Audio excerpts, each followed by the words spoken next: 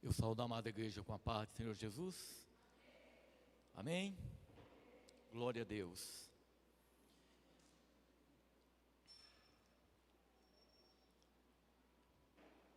Eu estava preparando essa palavra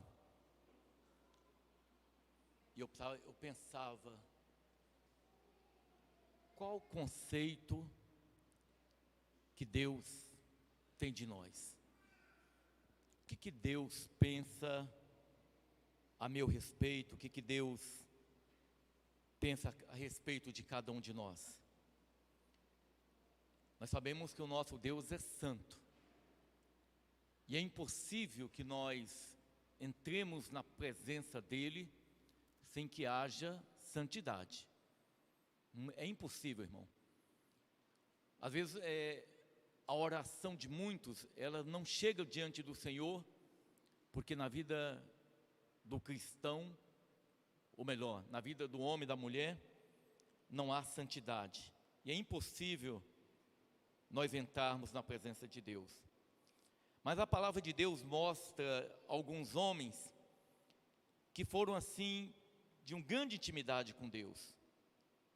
Um desses homens é Daniel. Daniel, a Bíblia fala a respeito dele, por exemplo, em Ezequiel capítulo 14.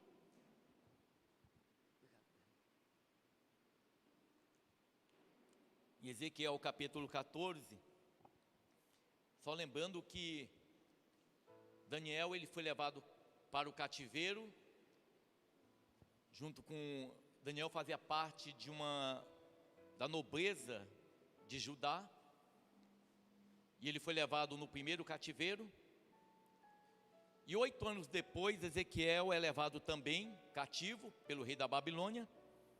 Só que enquanto Daniel está nos palácios, Ezequiel ele está junto com aqueles cativos, ele não está nos palácios. Mas Deus usa a boca dele e fala a respeito de Daniel. Em Ezequiel capítulo 14, versículo 14, diz assim: Deus falando a respeito do valor que que Daniel tinha. Ainda que tivesse no meio dela esses 3 homens, Noé, Daniel e Jó, eles, pela sua justiça, livrariam apenas a sua alma, diz o Senhor Jeová. No versículo 20 do mesmo capítulo, o Senhor Deus reitera: ainda que Noé, Daniel e Jó estivessem no meio dela, vivo eu, diz o Senhor Jeová, que nem filho nem filha eles livrariam, mas só livrariam a sua própria alma pela sua justiça. Então, quando o Senhor ele vai usar como referência de homens justos, o Senhor Deus vai usar Noé, Daniel e Jó. E ele fala isso pela boca do profeta Ezequiel. Uma das coisas na maturidade cristã, irmãos, é que nós como igreja aqui, por exemplo, não há entre nós nada, nós diante do Senhor, todos nós somos importantes. Aqui ninguém é melhor do que ninguém. Não é porque eu estou pastor dessa igreja que eu venha ser melhor do que algum dos irmãos. Pelo contrário, nós temos todos como igreja, nós temos um objetivo, e dentro desse objetivo nós temos que nos esforçar para que nós sejamos salvos. Às vezes um irmão, muitos altares, eu sei disso, as pessoas que estão ali não vão subir, vão para o inferno, ao passo que alguns irmãos que têm uma vida de retidão, talvez diante da visão de muitos ele é pequeno, ele não é nada, mas diante de Deus ele tem um grande valor. A Bíblia no Salmo 99, por exemplo, ela diz a respeito de homens valorosos. No Salmo 99, falando de homens que tinham muita intimidade com Deus, 99:6, ele diz assim a palavra do Senhor: Moisés e Arão entre os seus sacerdotes e Samuel, entre os que invocavam o seu nome, clamavam ao Senhor e ele os ouvia. Esses homens, eles clamavam a Deus e o Senhor os ouvia.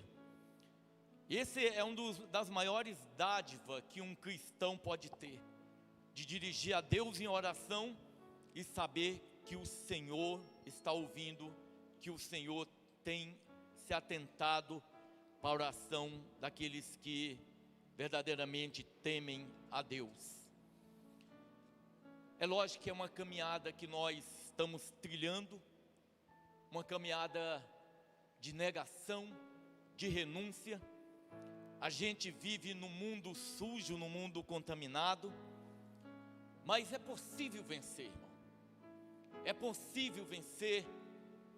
É possível que nós passemos por esse mundo e nós venhamos obter a vitória. O texto que eu vou ler, compartilhar com os irmãos, está em Daniel, capítulo 1.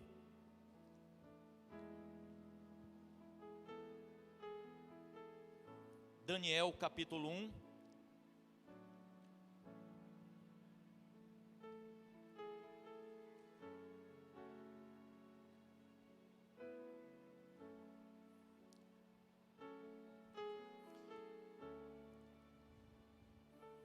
Amém?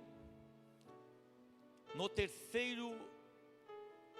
ano terceiro do reinado de Jeoaquim, rei de Judá, veio Nabucodonosor, rei da Babilônia, a Jerusalém e a sitiou. E o Senhor entregou nas suas mãos a Jeoaquim, rei de Judá, e uma parte dos utensílios da casa de Deus, e ele os levou para a terra de Sinar, para a casa do seu Deus. O nome do Deus de Nabucodonosor era Mardoque, e pôs os utensílios na casa do tesouro do seu Deus. E disse o rei a Aspenaz, chefe dos seus eunucos, que trouxesse algum dos filhos de Israel, e da linhagem real e dos nobres, jovens em que não houvesse defeito algum, formosos de aparência, instruídos em toda a sabedoria e sábios em ciências, e entendidos no conhecimento, e que tivessem habilidade para viver no palácio do rei, a fim de que fosse ensinado nas letras e na língua dos caldeus. E o rei lhes determinou a ração de cada dia, da porção do manjar do rei e do vinho que ele bebia, e que assim fossem criados por 3 anos, para que no fim deles pudesse estar diante do rei. E entre eles se achavam dos filhos de Judá, Daniel, Ananias, Misael e Azarias, e o chefe dos eunucos lhe pôs outros nomes, a saber, a Daniel pôs o nome de Beltesazar, e a Ananias o de Sadraque, e a Misael o de Mesaque, e de Azarias o de Abidnego. E Daniel assentou no seu coração não se contaminar com a porção do manjar do rei, nem com o vinho que ele bebia. Portanto pediu ao chefe dos eunucos que lhe concedesse não se contaminar. Ora, deu Deus a Daniel graça e misericórdia diante do chefe dos eunucos. E disse o chefe dos eunucos a Daniel: tenho medo do meu senhor o rei, que determinou a vossa comida e a vossa bebida, porque veria ele os vossos rostos mais tristes do que o dos jovens que são vossos iguais. Assim arriscareis a minha cabeça para com o rei. Então disse Daniel ao despenseiro, a quem o chefe dos eunucos havia constituído sobre Daniel, Ananias, Misael e Azarias: experimenta, peço-te, os teus servos 10 dias, fazendo que se nos deem legumes a comer e água a beber. Então se veja diante de ti a vossa aparência e a aparência dos jovens que comem a porção do manjar do rei, e conforme vires te hajas com os teus servos. E ele conveio nisso, experimentou 10 dias. E ao fim dos 10 dias pareceram aos seus semblantes, e pareceram os seus semblantes melhores, eles estavam mais gordos do que todos os jovens que comiam porção do manjar do rei. Dessa sorte, o despenseiro tirou a porção do manjar deles e o vinho que deviam beber, e lhes davam legumes. Ora, a esses 4 jovens, Deus deu o conhecimento e a inteligência em todas as letras e sabedoria, mas a Daniel deu o entendimento em toda visão e sonhos. E ao fim dos dias em que o rei tinha dito que os trouxesse, o chefe dos eunucos ostou-se diante de Nabucodonosor. E o rei falou com eles, e entre todos eles não foram achados outros tais como Daniel, Ananias, Misael e Azarias. Por isso permaneceram diante do rei. E em toda a matéria de sabedoria e inteligência, sobre o que o rei lhes fez perguntas, o achou 10 vezes mais doutos do que todos os magos ou astrólogos que havia em todo o seu reino. E Daniel esteve até o 1º ano do rei Ciro. Aleluias, glória a Deus.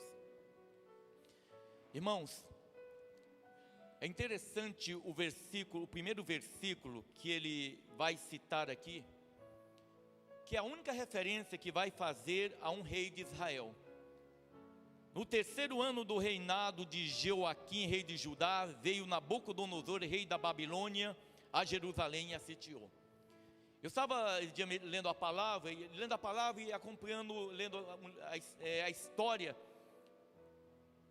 história desse período, e acompanhando a Bíblia, fazendo a comparação. E é interessante que o livro de história, ele começa dessa maneira: no 3º ano do reinado de Joaquim, rei de Judá, veio Nabucodonosor, rei da Babilônia, a Jerusalém e a sitiou, e levou cativo alguns jovens, levou cativo Joaquim, levou isso, levou aquilo. Então ele vai relatando o fato que aconteceu. Isso é o livro de história. Mas a Bíblia é um livro espiritual. A Bíblia é um livro, irmão, que o ímpio muitas vezes ele lê e ele não tem compreensão daquilo que é espiritual. O ímpio ele não tem entendimento das coisas de Deus. E aí ele não compreende. A Bíblia diz assim: no 3º ano do reinado de Joaquim, rei de Judá, veio Nabucodonosor, rei da Babilônia, e a Jerusalém e a sitiou. Aí no versículo 2: e o Senhor entregou nas suas mãos a Joaquim, rei de Judá, e uma parte dos utensílios da casa de Deus, e ele os levou para a terra de Sinar, para a terra da Babilônia, para a casa do seu Deus, e o pôs utensílios na casa do tesouro do seu Deus. Então o que a gente percebe claramente à luz da palavra de Deus é que quem tem o controle de todas as coisas, irmãos, é Deus, é o Senhor. Ele tem o controle de todas as coisas. Quando a gente observa, muitas vezes, mudança climática, secas, quando a gente percebe terremotos, maremotos, uma série de fatores acontecendo, fatores climáticos acontecendo, a Bíblia não manda eu orar. Por exemplo, a Europa hoje viu um problema sério, vivendo um período de calor extremo na Europa e de seca também. Nos Estados Unidos, na região oeste da Califórnia, uma situação idêntica, muita seca, uma seca extrema também, e muito calor, muita queimada. Mas quando a gente olha para essas nações, para o tanto o continente europeu, como principalmente ali na Califórnia, nos Estados Unidos, e a gente começa a observar, quando você começa a ler o noticiário, acompanhar, você vai observar que são 2 lugares aonde eles rejeitam veementemente a Deus, irmão. São lugares que rejeitaram o Senhor. São lugares aonde determinadas práticas que são condenadas pela palavra de Deus é o que está dominando. Então muitas vezes o Senhor, Ele permite, e a gente observa isso claramente na palavra. Eu peguei domingo passado aqui, Ezequiel capítulo 8. Os sacerdotes, os anciões, eles se reuniam lá em Ezequiel capítulo 8, se reuniram com Ezequiel, estavam conversando, e a Bíblia diz que Ezequiel foi tomado em visão. E é interessante porque quando a gente olha o texto bíblico aqui, a gente olha aqui, e Ezequiel capítulo 8, a palavra vai mostrar a situação espiritual de Israel, de Jerusalém.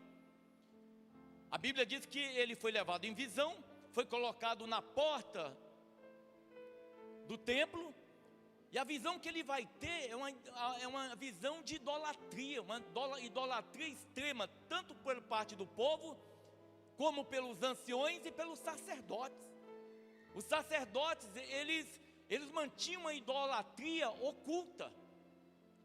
E aí muitas vezes as pessoas, talvez muitos dos anciões que reuniram com ele, poderia questionar a Deus, perguntar: mas Senhor, por que está sucedendo determinadas coisas aqui conosco? E o Senhor mostra o que está acontecendo ali. Então o Senhor entregou, não foi porque o exército da Babilônia era poderoso. A palavra de Deus não mostra dessa maneira. Porque o que é um exército diante do nosso Deus, irmão? Toda ação do homem, todo movimento humano, ele é condicionado à vontade de Deus. O diabo age porque o Senhor permite. Porque o Senhor permite.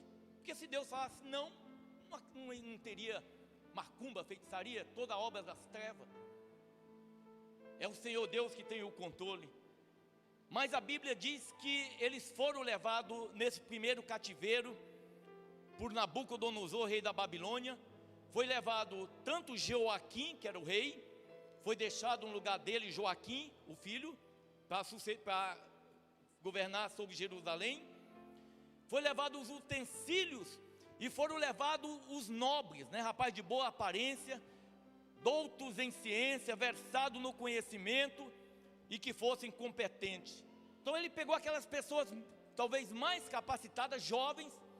Daniel tinha por volta de 16, 17 anos quando ele foi levado cativo. E praticamente eu imagino que os outros jovens também que foram levados tinham essa faixa de idade também. E eles foram levados exatamente para esse lugar. E aqui a gente começa a observar algumas coisas na palavra para a gente entender, irmãos. Talvez nós estamos vivendo algo muito semelhante nos nossos dias de hoje. Porque a Bíblia diz que quando eles estão na Babilônia, o rei entregou a um homem chamado Aspenaz, chefe dos seus eunucos, que trouxesse algum dos filhos de Israel da linhagem real e dos nobres, jovens em quem não houvesse defeito algum, formosos em aparência, no versículo 4, instruídos em toda a sabedoria e sábios em ciências, e entendido no conhecimento, e que tivesse habilidade para viver no palácio do rei, a fim de que fossem ensinados nas letras e nas línguas dos caldeus. Ele traz esses jovens, talvez fosse uma maneira de você aniquilar a possibilidade do templo de Israel voltar a ser novamente uma nação. Porque se você tira as mentes, dentro de uma visão humana, se você tira as mentes pensantes, você vai manter aquele povo subjugado. Então ele trouxe essas pessoas, mas aí ele precisaria de preparar essas pessoas. E para isso, irmão, eles tinham que desconstruir determinados valores que haviam sido ensinados a esses jovens. Valores cristãos, no nosso caso, eu sempre tive essa preocupação, meus filhos pequenos, sempre a gente teve muito esse cuidado. Eu falo assim, lembrando que a gente sentava muitas vezes, a gente lia a palavra, a gente conversava sobre a Bíblia. Desde muito pequenos os meninos conversavam. Então essa palavra, ela foi enxertada no coração deles. E prova disso é que, apesar de serem jovens, eles estão servindo ao Senhor. Poderia estar vivendo uma vida de pecado, uma vida de prostituição aí no mundo. Poderia estar bebendo, fazendo um monte de coisa que não convém. Mas uma coisa que eu louvo muito a Deus é porque eles temem a Deus. E o temor a Deus é princípio de sabedoria. Alguém me falou um dia: pastor, você tem que orar para que Deus manda luta para os irmãos. Falei: misericórdia, luta para os irmãos. Falei: não, irmão, eu estou orando a Deus para que Deus mande temor no coração dos irmãos. Porque o temor a Deus, irmão, é um diferencial, é princípio de sabedoria. E o temor a Deus, ele me leva a ser reverente a Deus, a Jesus, a palavra dele. Isso nos leva à reverência. Então aqui o rei tem o objetivo de desconstruir valores. Daniel, Ananias, Misael e Azarias, esses jovens, eu creio que algo muito forte foram implantados, enxertados no coração deles. Não foram somente eles, esses jovens que vieram, mas esses jovens em particular, eles vão tomar determinadas decisões, eles vão ter determinados cuidados que talvez os outros não venham a ter. Quando a palavra diz que o rei queria que fosse ensinado na letra e na língua dos caldeus e na cultura dos caldeus, como eu disse, eles visavam desconstruir determinados valores. Agora eu quero puxar os irmãos para os nossos dias, os dias que nós estamos vivendo. Nós vivemos em algo talvez semelhante à Babilônia, irmão. Talvez nós aqui somos como Daniel, Ananias, Misael e Azarias nessa Babilônia onde nós estamos vivendo. E a gente tem observado, irmãos, que os Nabucodonosores da vida, eles querem nossos filhos. Eles querem nossos filhos, irmão. Criança de 6 anos, 7 anos, para serem desconstruídos nos valores cristãos. Se nós não ensinarmos a palavra de Deus, se a palavra de Deus não for enxertada no coração de nossos filhos, se nós não ensinarmos nossos filhos o caminho que eles devem andar, nós vamos ter problema, irmão. Nós vamos ter problema. Porque enquanto muitas vezes a gente traz os filhos na igreja, no domingo, eles são bombardeados pela televisão, eles são bombardeados pelo celular. Às vezes o pai entrega o celular para o filho. Irmão, você sabe o perigo que é isso? Você sabe o perigo que isso representa, irmão? Você sabe o perigo que causa na cabeça de uma criança de 10 anos, de 9 anos, se ele tiver acesso à pornografia? Você sabe o dano que causa na cabeça dessa criança? E o diabo coloca, o diabo não brinca. Quando a gente olha hoje, talvez muitas vezes o homem adulto, pervertido moralmente, é porque lá atrás ele teve acesso. Agora hoje você tem muita facilidade. Então o diabo ele tem trabalhado, ele vem trabalhando para destruir, para desconstruir valores. Por isso a gente tem que enxertar a palavra de Deus. Por isso nós temos que ler a palavra, temos que sentar e ouvir a palavra de Deus, para que nosso filho não venha a ser alcançado pelos costumes da Babilônia, pelos costumes desse mundo aí. A palavra do Senhor também diz que o rei determinou a ração de cada dia, da porção do manjar do rei e do vinho que ele bebia, e que assim fossem criados por 3 anos, para que deles pudesse estar diante do rei. Veja só, a mudança é radical. Quando ele traz os utensílios da casa de Deus e coloca no templo do Deus da Babilônia, o que ele estava dizendo com isso? Ele estava dizendo que Mardoque era mais forte do que o Deus de Israel. Tinha essa simbologia. Mardoque, o padroeiro da Babilônia, irmão. Os comentaristas usam esse termo, padroeiro da Babilônia. Você sabe o que é um padroeiro? Padroeiro é um protetor. Jesus Cristo é o padroeiro do Brasil?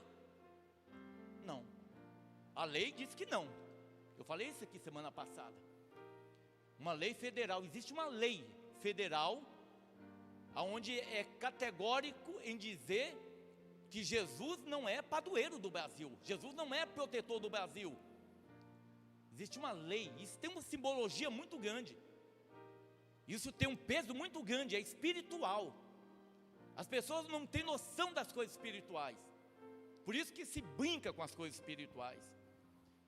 Então eles querem mudar a língua, os costumes e até a alimentação. Eles querem introduzir aqui. Muitos desses jovens, eles vão aceitar essa condição.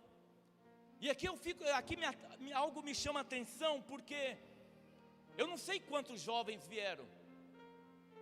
Talvez 20, 30, 40, eu não sei. Mas eu sei que vários vieram e muitos tomaram uma decisão. Muitos tomaram uma decisão de aceitar aquilo que era oferecido, irmão. Aí é algo também que eu fiquei meditando nessa palavra hoje. Porque aqui nós somos cristãos, somos crentes em Jesus. Temos uma vida diante de Deus. Sempre falo para a igreja, a minha preocupação não é o que o irmão olha para mim. Eu não tenho preocupação de esconder alguma coisa da igreja. Não tenho preocupação de esconder. Eu tenho preocupação com Jesus, que me sonda, que me vê 24 horas, que sabe o que eu penso, sabe o que eu vejo, me conhece meu coração. Eu creio que essa deve ser a nossa conduta. Porque quando o homem ele tem uma religião, a preocupação dele é com a religião. Ele age de acordo com a religião. Por isso que ele tem uma vida dúbia. Diante de determinadas pessoas, ele tem uma conduta. Mas fora, ele tem uma vida diferente. Ele age de maneira diferente. Por quê? Porque a religião leva a isso, irmão. O religioso, ele tem esse tipo de conduta. Ele não tem aliança com Deus, ele tem aliança com a religião. E é isso que está acontecendo muito hoje. Preocupado com a aparência, preocupado somente com o que as pessoas veem. Todos nós aqui trabalhamos. Alguns irmãos são aposentados. Mas como que nós procedemos quando ninguém está nos olhando? Quando nós tememos a Deus, e o temor a Deus ele produz exatamente isso. O temor a Deus me leva a reverenciar a palavra. O temor a Deus me leva a ter zelo pela minha conduta, irmão. Eu não sei quanto a vocês, mas quando às vezes por algum motivo, alguma coisa, que às vezes a gente faz, uma palavra, qualquer coisa muitas vezes, a gente vai ajoelhar para orar, você muitas vezes fica constrangido. A gente fica como Adão e Eva, depois que eles pecaram ali, eles tiveram vergonha de Deus. Eles tinham comunhão com Deus todos os dias, mas aquele dia ele teve vergonha de Deus, depois que eles pecaram. Muitas vezes o pecado faz isso, faz com que nós temos vergonha, nós nos constrangemos para entrar na presença do Senhor. E aí, como é que ficamos? Alguns desses homens não desprezaram, não é importante. Vamos comer da comida do rei, vamos nos aproveitar, vamos usufruir. Mas a Bíblia diz que alguns desses jovens, eles vão ter uma conduta diferente. Primeiro, eles determinam não comer a ração de cada dia, da porção do manjar do rei. Por que que eles não quiseram comer dessa comida? Não se sabe ao certo a razão que levou Daniel, Ananias, Misael e Azarias a comerem. Não existe assim uma certeza, ó, eles não comeram por isso, não existe. Mas existe várias hipóteses que os comentaristas bíblicos eles vão apresentar, várias hipóteses. E eu sempre tive no meu coração que uma dessas hipóteses, que também que alguns comentaristas citam, é a mais plausível. Ele diz assim que as comidas na Babilônia, elas eram todas sacrificadas aos deuses. No caso, aqui na Babilônia, ao deus Marduk, também chamado de Bel. Então, como ele tinha esse conhecimento, eles se abstiveram. Ele falou, não vamos contaminar. Tem gente que acha que não é insignificante isso. Por isso que muitas vezes, quando nós nos deparamos com um determinado tipo de alimento, irmão, e a Bíblia fala, por exemplo, a Bíblia fala para nós não comermos carne sufocada. Isso a Bíblia fala, não coma. Ah, pastor, você está falando do Velho Testamento? Não, estou falando do Novo Testamento. Lá em Atos 15, se os irmãos quiserem abrir, houve o concílio de Jerusalém, e a igreja do Senhor se reuniu, os irmãos se reuniram, e eles decidiram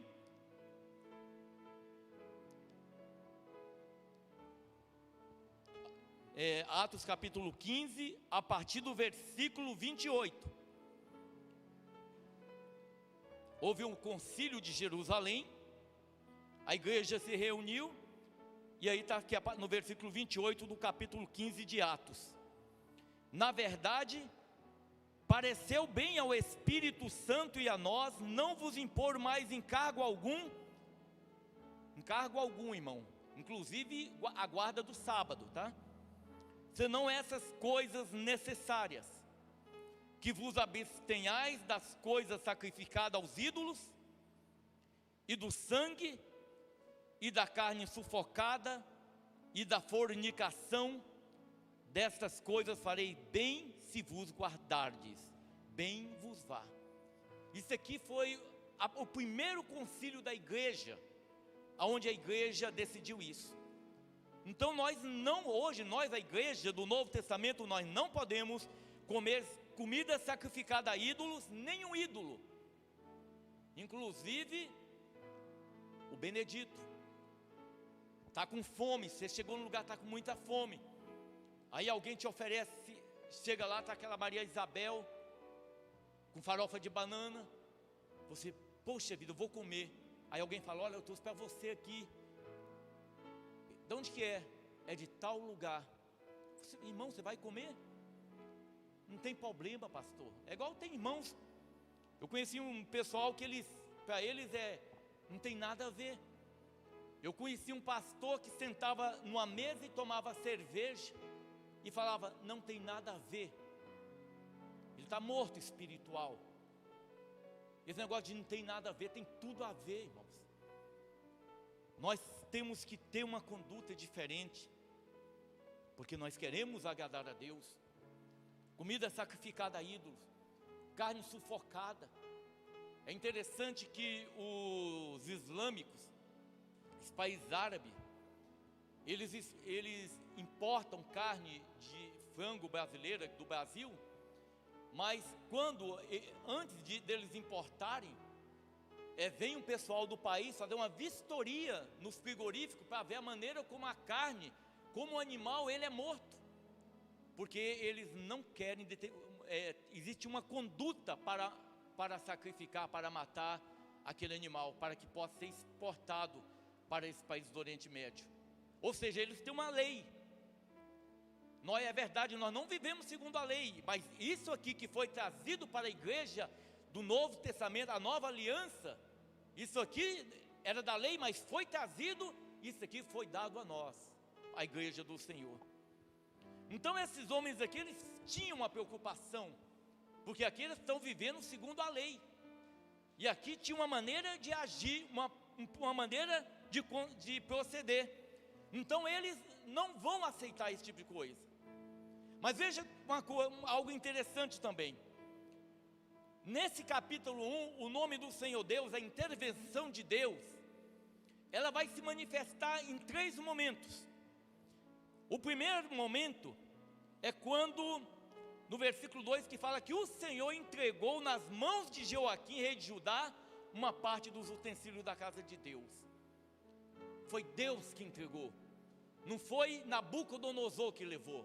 Não foi o exército da Babilônia que levou. Foi Deus que o entregou. No versículo 9, a Bíblia diz assim que Deus a Daniel graça e misericórdia diante do chefe dos eunucos. Foi Deus que deu graça e misericórdia diante do chefe dos eunucos. Por isso que eu falo sempre, irmão, aquilo que nós conquistamos, a glória é dado a Deus. Tudo é o Senhor nas nossas vidas, irmãos. É o Senhor que abençoa, é o Senhor que dá vida, é o Senhor que tem movido, é o Senhor que dá o pão para nós nos alimentarmos. Temos que agradecer a Deus. Vai almoçar, agradeça a Deus pelo pão, irmão. Na hora da janta, agradeça ao Senhor, atribua a Ele tudo de bom na tua vida. E ainda que aquilo que não é bom diante dos teus olhos, atribua a Deus e agradeça a Ele. Porque mesmo as lutas, irmão, mesmo as tribulações, tem um propósito de Deus na vida do homem. Eu me lembro que hoje, eu olhando para trás na minha vida, olhando para uns 25 anos, 26 anos atrás, eu posso olhar e compreender que tudo que eu passei na minha vida era necessário. Foi necessário que eu passasse. Foi necessário que eu vivesse tal experiência. A experiência que Deus dá quando a gente passa por luta, por tribulação, por angústia, é uma experiência que Deus dá. O Senhor Deus, Ele deu experiência a Davi. Você acha que quando Davi foi lutar com o gigante Golias, você acha que Davi foi diante de Golias porque ele era alguma coisa? Quem diz que você é alguma coisa, que você é um vencedor, que você é isso, são os profetas do diabo, que tenta encher o teu ego e mostrar que você é alguma coisa. Davi, quando ele foi enfrentar o gigante, antes de enfrentar o gigante, ele tinha tido experiência. Ele viu que Deus era com ele. Ele lutou com um dragão, com um urso e com um leão. E ele venceu um leão e venceu um urso. E eu pergunto para a igreja, com quem você gostaria de lutar? Com um gigante de 2,90 metros? Ou você queria enfrentar um leão? Ou um urso? Misericórdia, a gente nem pensa. O que é um gigante diante de um leão? O que é um gigante diante de um urso, irmão? Davi era um homem talvez da minha altura, um homem fraco, e um homem de Deus. Ele, à medida que nós conhecemos a Deus, nós identificamos o quão insignificante nós somos, irmão. Um homem que conhece a Jesus, ele fala, eu não sou nada. Ele reconhece a condição dele de fraqueza absoluta, mas ele diz, eu dependo inteiramente do Senhor na minha vida. Eu dependo do Senhor. Eu vou fazer uma viagem, você acha que eu vou fazer o quê? Eu vou confiando que eu vou fazer uma viagem, que eu sou um bom motorista. Eu vou orar, pedir para o Senhor, para que Ele me leve e me traga com vida e saúde.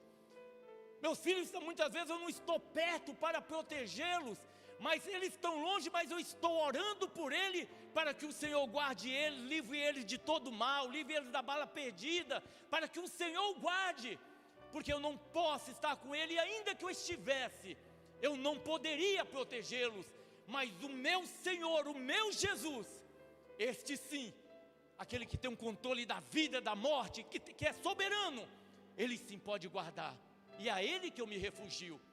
Eu sou fraco, eu sou medroso, eu tenho medo, mas a minha fortaleza é no Senhor Jesus. A minha fortaleza, a nossa fortaleza é no Senhor Jesus, e nele nós esperamos, irmão. Então não é pela minha força, é o Senhor Deus dando graça. É o Senhor Deus dando graça. O Senhor deu graça a eles diante do chefe dos eunucos. E aquilo que eles colocaram, o chefe dos eunucos aceitou. No versículo 10 diz assim: e disse o chefe dos eunucos a Daniel: tenho medo do meu senhor o rei, que determinou a vossa comida e a vossa bebida, porque veria ele os vossos rostos mais tristes do que os dos jovens que são vossos iguais. Assim arriscareis a minha cabeça para com o rei. Então disse Daniel ao despenseiro, a quem o chefe dos eunucos havia constituído sobre Daniel, Ananias e Misael e Azarias: experimenta-te, peço os teus servos 10 dias, fazendo que se nos dê legumes a comer e água a beber. Eles pediram, o Senhor Deus deu graça. Eu pulei só um outro comentário, que eu acabei pulando aqui no versículo 7. O chefe dos eunucos, irmão, no versículo 7, a Bíblia fala assim, que ele mudou o nome de Daniel, de Ananias, Misael e Azarias. O nome de Daniel, Ananias, Misael e Azarias, o nome de todos eles tinha uma referência a Deus, ao Deus de Israel. Veja só, irmão, olha as táticas de Satanás. Vamos tirar tudo que lembra a Deus do nome deles e vamos colocar o nome dos deuses da Babilônia. Aí no caso de Daniel, ficou Beltesazar. A palavra Bel significa Deus principal da Babilônia, que seria Marduk, o Deus principal da Babilônia. O outro foi colocado Sadak, servo de Acu, isto é, o Deus Lua. A Misael chamaram Mesaque, a sombra do príncipe, ou quem é este? E Azaria, que significa o Senhor ajuda, chamaram Abednego, servo de Nego, isto é, o Deus da sabedoria ou a estrela da alma. Veja só que ele muda o nome. Para quê? Para tirar qualquer vínculo com Deus de Israel. Então, uma coisa que me chama a atenção para nós, são a questão de decisões. Eu assento no meu coração a fazer tal coisa pelo Senhor. Eu tomo a decisão de agir dessa maneira porque eu quero agradar a Deus. Isso vai ter um resultado? Vai, irmão. Toda vez que você, em oração, você fala para o Senhor: Senhor, a partir de hoje, tal coisa eu vou deixar de fazer, porque eu quero te agradar, eu quero fazer a tua vontade. Irmão, você vai ver uma resposta de Deus diante da sua ação. É interessante nós vermos o Senhor agindo diante de uma decisão do homem. A Bíblia nos mostra aqui que eles ficaram 10 dias sem comer, 10 dias sem comer a comida do rei. E a Bíblia diz que no versículo 3, então, se veja diante de ti a nossa aparência e a aparência dos jovens que comem a porção do manjar do rei, e conforme vires te hajas com os teus servos. E ele conveio nisso e os experimentou 10 dias. E ao fim de 10 dias pareceram os seus semblantes melhores. Eles estavam mais gordos do que todos os jovens que comiam do manjar do rei. Aleluias. Irmãos, você ficar somente alimentando com verduras, com a comida dessa natureza, logicamente que o processo natural é a gente emagrecer. Se eu paro de comer carboidrato, logicamente eu vou emagrecer, né? Porque o organismo ele vai consumir toda a gordura do corpo. Mas logicamente também a pessoa acaba ficando abatida. Mas no caso deles não. No caso deles aconteceu o inverso. Por quê, irmão? Porque o Senhor Deus estava no controle. Eles poderiam ter perdido peso, poderia acontecer isso, poderiam. Mas o Senhor Deus é que poupou, é Deus que guardou. E quando eles apresentam diante dos despenseiros o estado deles, a situação deles, era melhor do que aqueles outros que se alimentavam das comidas, dos manjares do rei. E aí a gente vê assim a mão de Deus. Deus guardando, Deus cuidando. A Bíblia diz aqui no versículo 16: dessa sorte, o despenseiro tirou a porção do manjar deles e o vinho que deviam beber e lhes dava legumes. Aí o despenseiro vai atender. Irmãos, quantos de nós aqui tem sofrido revés por decisões nossas nesse mundo. A irmã Lucia é professora.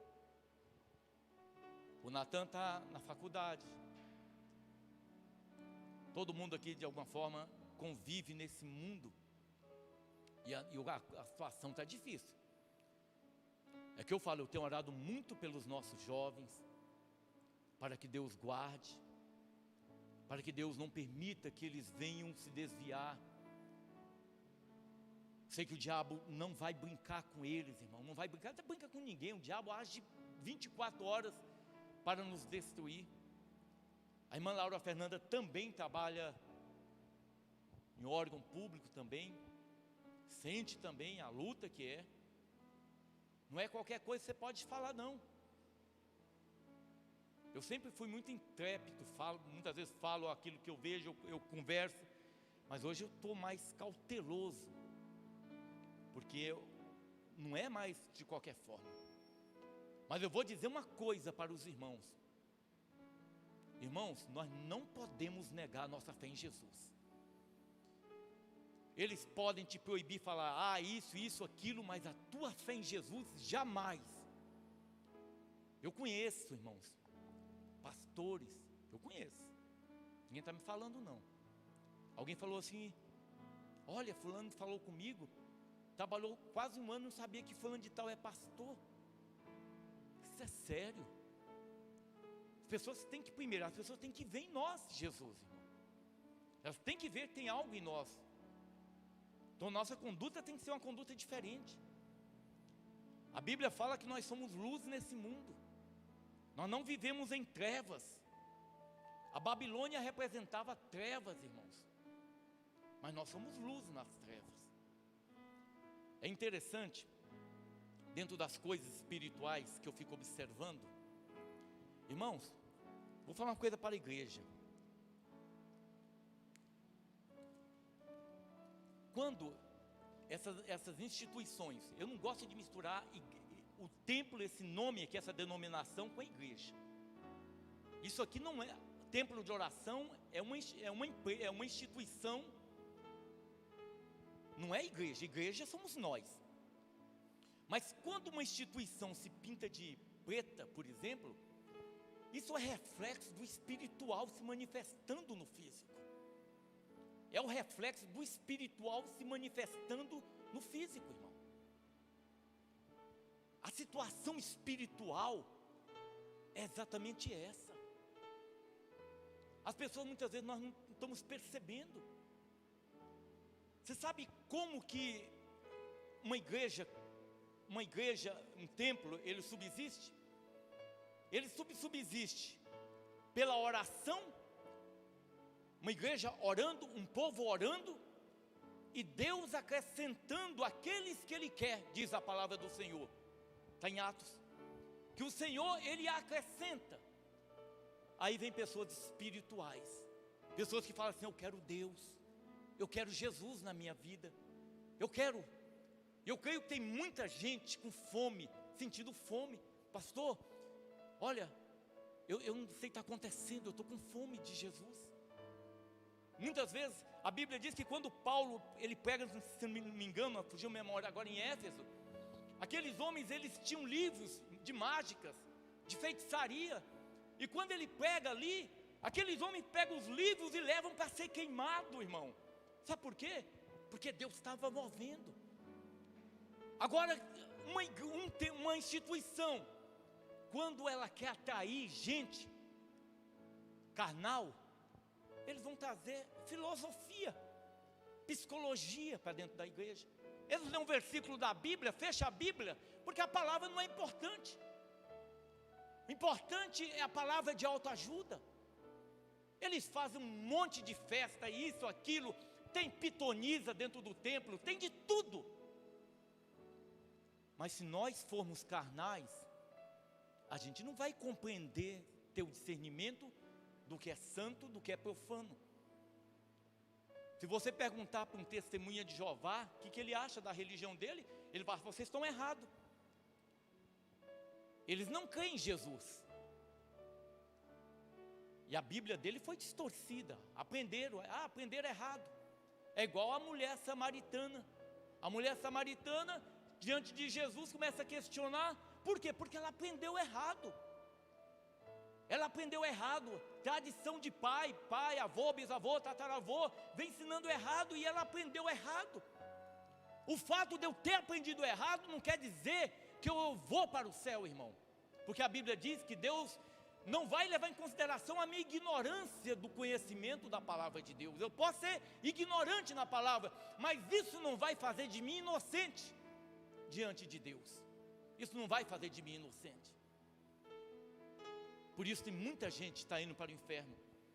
Esse dia tem um pastor dos anos 80, de vez em quando eu assisto ele. Eu era um jovem de 19 anos, eu estava no quartel, eu gostava de vê-lo. E hoje, de vez em quando eu assisto, e eu estava vendo um vídeo dele, ele deve ter hoje quase 90 anos, eu estava vendo um vídeo dele, e ele falava exatamente isso. A maioria, está falando dos crentes, a maioria, um homem de 80 e quase 90 anos, a maioria vai para o inferno. Pastor, mas isso é duro. Mas está em Mateus 7. Olha Mateus 7, o que diz a palavra? Será que vai ser muitos que vão ser salvos? Vamos ver, Mateus 7, o que diz a palavra de Deus? O Senhor Jesus falando, Mateus 7, a partir do versículo 13, falando a respeito dos dois caminhos. Mateus 7, versículo 13, diz assim a palavra: entrai pela porta estreita, porque larga é a porta, e espaçoso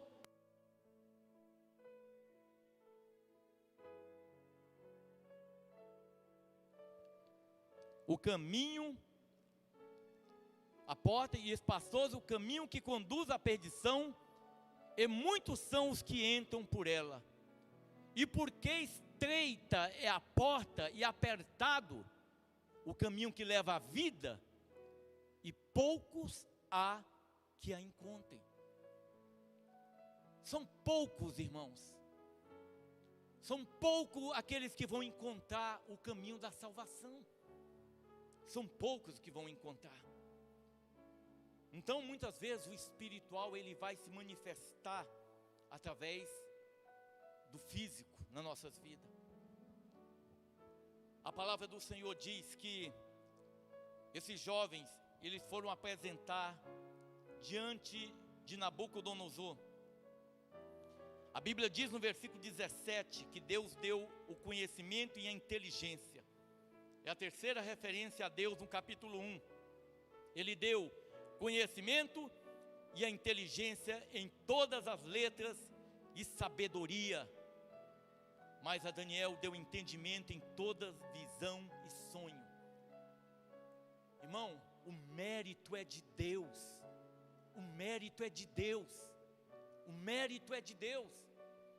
Eu falava para o Natan estava estudando, dedicando, já estava aflito, angustiado. Sabe aquele momento assim que você já não está aguentando mais? E aí ele começou a buscar o Senhor. Natan não era por causa disso somente, mas eles oravam, mas talvez ele intensificou a busca ao Senhor. Estava na igreja orando, culto de sábado, terça-feira, orando. E aí o Senhor Deus o abençoou. Deus deu o entendimento, Deus deu o conhecimento e a inteligência em todas as letras e sabedoria. Deus deu. Por isso eu falo para ele, nunca esqueça que foi o Senhor que te deu. Foi Deus, foi o Senhor. Por isso nós temos razões de sobra para sermos fiéis a Jesus, irmão.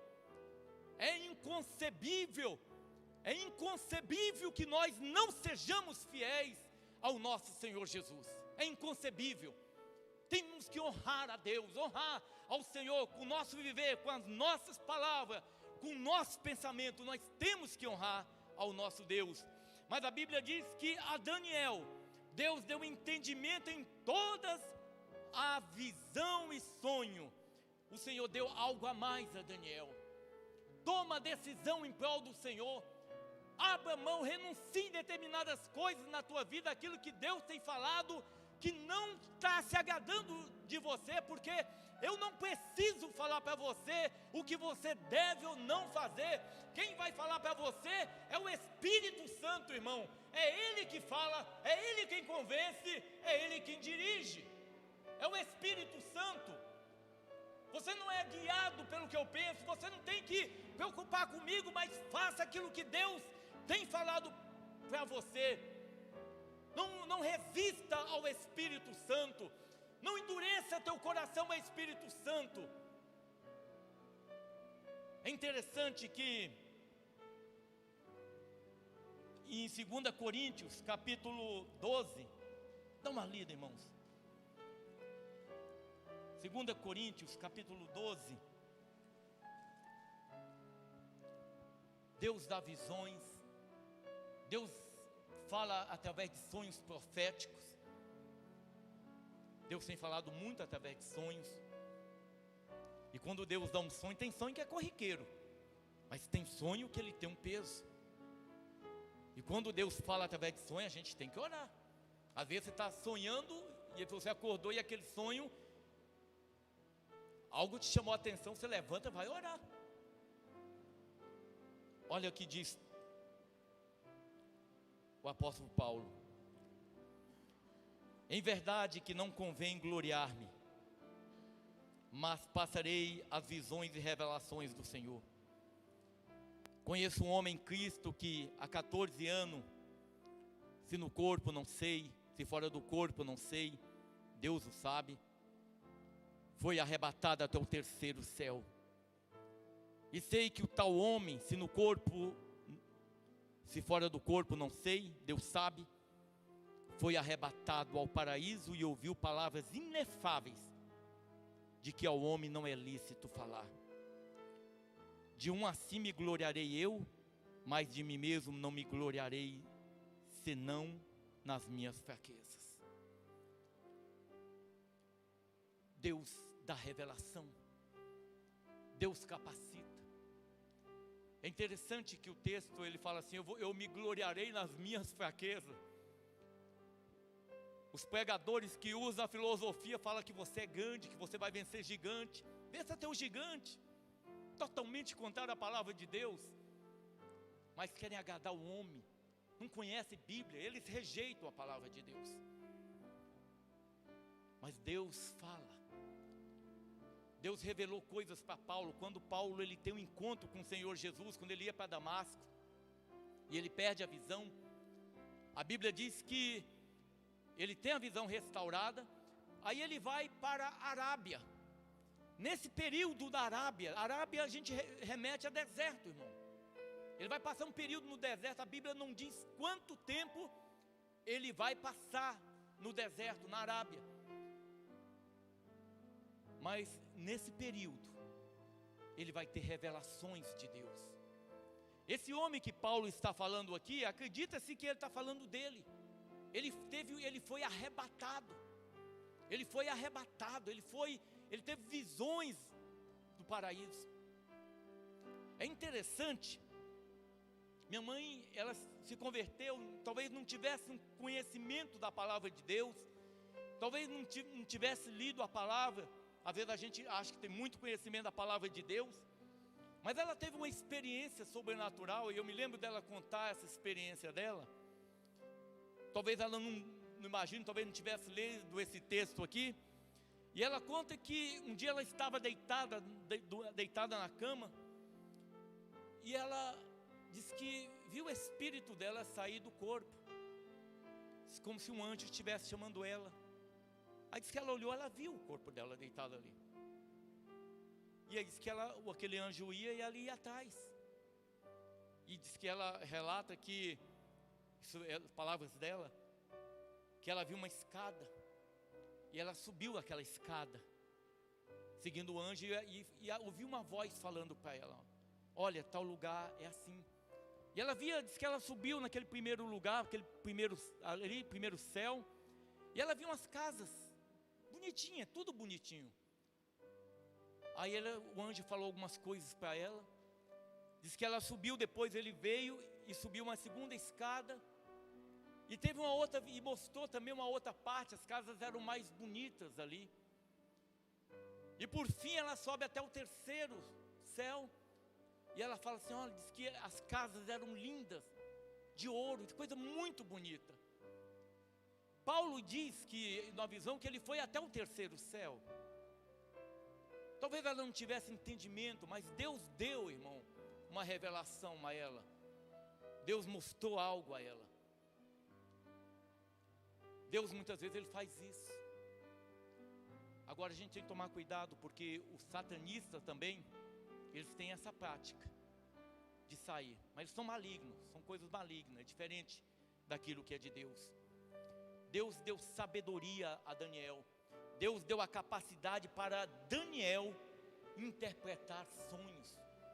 Deus deu essa sabedoria, irmão. Quando eles apresentam diante do Senhor, diante do seu Senhor, do rei, o rei diz assim, no versículo 18: e ao fim dos dias em que o rei tinha dito que os trouxesse, o chefe dos eunucos os trouxe diante de Nabucodonosor, e o rei falou com eles, e entre todos eles não foram achados outros tais como Daniel, Ananias, Misael e Azarias. Por isso permaneceram diante do rei. E em toda a matéria de sabedoria e de inteligência, sobre que o rei lhes fez perguntas, os achou 10 vezes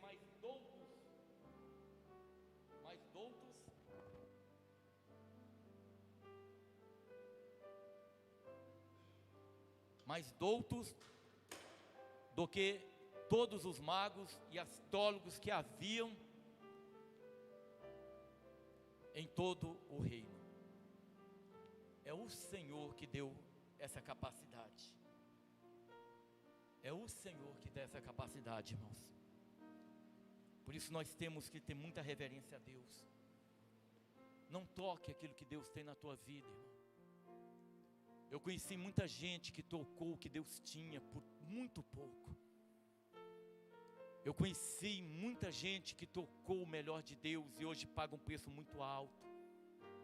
Certamente está pagando um preço muito alto. Nós temos o privilégio de estar na presença do Senhor, fazendo a vontade de Deus nessa caminhada, sendo guiado pelo Senhor. Nós somos um povo feliz, né? Um povo alegre. Eu sempre digo aqui, você está aqui nesse momento. Tem outras pessoas que estão se embriagando, talvez no bares, bebendo, fumando, fazendo um monte de coisa. Alguns usando droga, prostituição. Quando eles terminam, eles vão para a casa deles. Eles vão deitar. Bate uma tristeza na alma. Nós vamos deitar, nós vamos ter paz, porque nós ouvimos a palavra, nós passamos aqui um período de 1 a 2 horas louvando e engrandecendo o nome de Deus. Daniel costumava ser chamado o profeta dos sonhos. Deus revelou-lhe os seus segredos. Você imagina isso, irmão? Imagina, irmã Jane. Deus revelou os segredos de Deus para Daniel. Daniel pertencia a uma família de posição social elevada. Com 16 anos foi levado prisioneiro para a Babilônia. 8 anos mais tarde, Ezequiel foi levado cativo durante a segunda invasão. Daniel viveu mais de 90 anos. Daniel viu a queda da Babilônia e o florescer do Império Médio-Persa. Ele ocupou posições elevadas no reinado de Nabucodonosor, Belsazar, Dario e Ciro. Rei subia, rei descia, rei subia, rei descia. E Deus abençoava. Os reis caíam, mas ele permanecia, porque Deus era com ele. Daniel passou a vida toda na grande e deslumbrante Babilônia, como nós, irmão. Estamos na grande Babilônia. Viveu por anos uma vida irrepreensível, numa corte corrupta, tendo o favor dela. É verdade, ele teve o favor dela, sabe por quê? Porque mesmo os ímpios, aqueles homens, eles viam em Daniel um homem reto, um homem íntegro. Muitos desses reis aprenderam, conheceram o Deus de Israel com a vida de Daniel. 70 anos de cativeiro. Após 70 anos, Ciro se torna rei. Ciro, persa.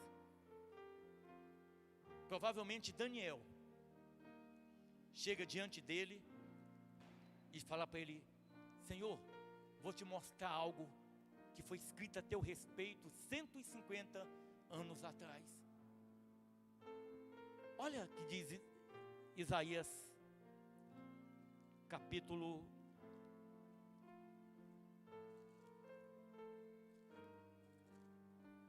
45. Isso foi escrito 150 anos antes. Nabucodonosor falou que não existia um Deus como o Deus de Daniel. Esses homens viram Deus. Belsazar, que seria talvez bisneto de Nabucodonosor, esse homem viu o juízo de Deus como a coisa mais terrível, talvez, que alguém poderia ver. Ele zombou daquilo que é sagrado e ele viu o juízo de Deus. E Ciro provavelmente ele ouviu falar do Deus de Israel pela boca de Daniel. No versículo 28 do capítulo 44 diz assim a palavra: quem diz de Ciro é o meu pastor e cumprirá tudo que me apraz. Dizendo também a Jerusalém: se edificada, e ao templo funda-te.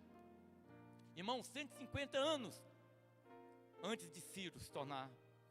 Assim diz o Senhor ao ungido, a Ciro, a quem tomo pela mão direita, para abater as nações diante da tua face.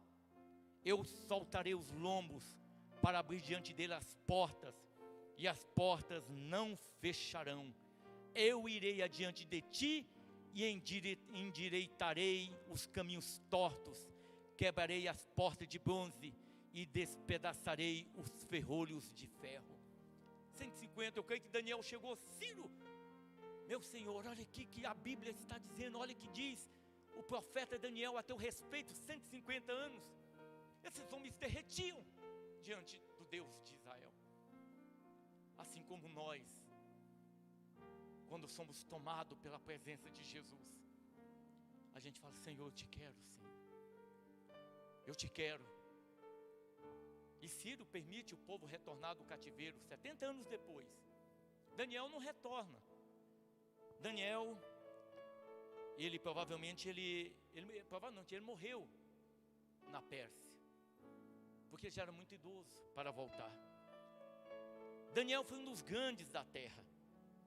Ezequiel, que conviveu perto com ele, que portanto o conhecia melhor, classifica-o como um dos componentes do triunvirato da virtude. Daniel também foi grande no céu, irmão. Isso que é o mais tremendo. Ele foi grande diante dos homens, porque nós como cristãos, nós temos que ser exemplo diante dos homens. Mas Daniel foi diante dos homens, mas ele foi grande diante de Deus. Daniel foi grande no céu. Deus quebrou o silêncio do céu 2 vezes para clamar: Daniel, homem muito amado.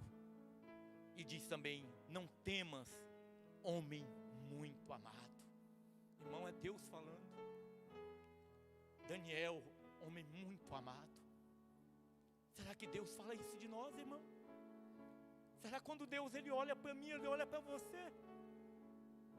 Será que é essa a palavra que ele tem para nós? Será que nós somos muito amados de Deus? Será que nós somos muito amados?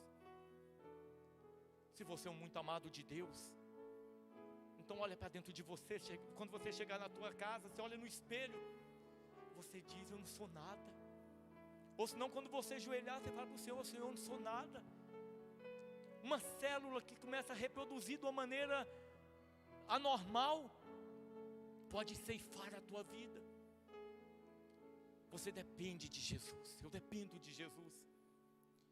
Uma dependência total de Deus, irmão. Daniel, homem muito amado. Eu creio que o Senhor queria dizer para muitos de nós aqui: meu amado. Mateus, homem muito amado. Emiliano, homem muito amado. Nayara, mulher muito amada. É isso que Deus quer. Mas nós queremos isso. Nós queremos a revelação de Deus. Será que nós queremos intimidade com Deus? Eu tenho falado para o meu Senhor, eu quero Jesus, irmão. Hoje, em alguns momentos da minha vida, eu tinha medo de morrer. Eu confesso que eu não tenho medo de morrer, porque hoje eu sei que se eu morrer eu vou encontrar o meu Jesus. Mas nós temos que nos esforçar. Nós precisamos nos esforçar. Muito amado, homem muito amado, mulher muito amada. Decisões, irmão, nos aproximam de Deus. Decisões nos levam diante do Pai. Decisões, irmão Giovanni, decisões que você tem tomado vai te levar diante do Pai. Decisões que você tem tomado. Quando Satanás muitas vezes coloca diante de você, André, uma bandeja, e você diz, não, eu não quero isso, porque eu sou fiel ao meu Jesus, ao meu Deus. E o Senhor fica contemplando, e o Senhor se alegra quando você resiste, porque você quer Jesus, porque você quer o Senhor Jesus. Homem muito amado, eu espero que o Senhor olhe para mim e diga também, Helder, homem muito amado. Helder, eu me alegro dos teus caminhos, eu me alegro de ti, Helder. Oh, labarabalaias, limiricantalaias. Elamaracantalaia, zilimiricanta, labarabalaia, zilimiricantalaia.